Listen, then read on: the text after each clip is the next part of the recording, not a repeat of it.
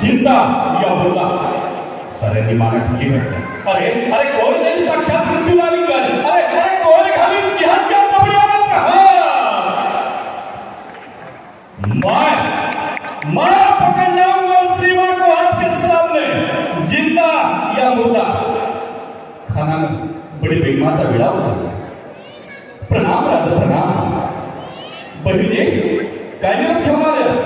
राज विजापूरच्या कोटात आपल्या हिंदवी स्वराज्यावर संकट चालून आल्या.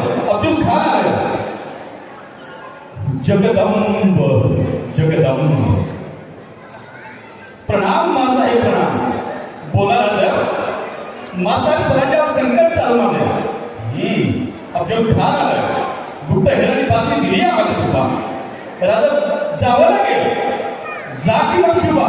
पण सोबत हत्ती दल घोडदल पायदल फौज फाटा. मग शिवा मासाहेब याला कदाचित भेटीत काही दगाफटका झाला तर समजेल समजेल जन्मताच वांछोटी होते म्हणून. ज्याला तुझा मोठा भाऊ संभाजी त्याला कनकीच्या विड्यामध्ये हत्तीला दर फुटून हत्तीच्या पायाखाली चिरडून ठार मारले. ज्याने तुझ्या पिताश्री शहाजी भोसले यांना बेड्या घालून विजापूरच्या दरबारात खिंड काढून नाचवलं. अरे परत पुढीची वेळ आली आहे. जा मासाहेब आशीर्वाद द्या. यशस्वी भव. जीवा महान संभाजी कावजी आपल्याला राजगड सोडावं लागेल. तत्काळ आपल्याला आता प्रतापगडावर जावं लागेल. पण राजा सईबाईंची तब्येत अत्यावस्था आहे.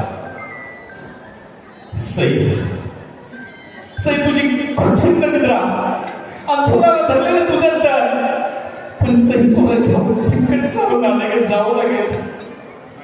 राज तुम्हीच आम्हाला शिकवलेत ना 10 गेले तरी चालतील पण 10चा भुशिंदा जिता राहिला पाहिजे.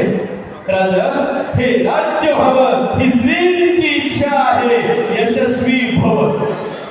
माझी आणि माझ्या सईच्या आयुष्यातली ही शेवटची भेट. प्रतापगडावर आम्ही सारे पोहोचलो. यथावकाश काही वाटाघाटी झाली आणि अतिशयवर भेट ठरली. सकाळ झाली. 10 नोव्हेंबर 1659 चा दिवस उजळला आहे. मी अंगामध्ये चिखल त्यावर अंगार खा त्यावर नदीचं कुठलं खातं डोक्यामध्ये जिरतो त्यावर नदी पाठा. डाव्या हाताच्या अस्त्राने मी चोख बसलाय. डाव्या हाताच्या बोटांना वाघ घेतला. मी तयार झालो. सोबत विश्वासू सरदार घेतले. राजा प्रतापगडाच्या पायथ्याशी बघा अशा मियानं आपली वाट पाहतोय. खाण्याची बंदोबस्त आहे. बोकीजी जरा आत जावं आणि खानाला सांगा त्याच्या सोबत भासल्या सय्यद पडला जरा बाजूला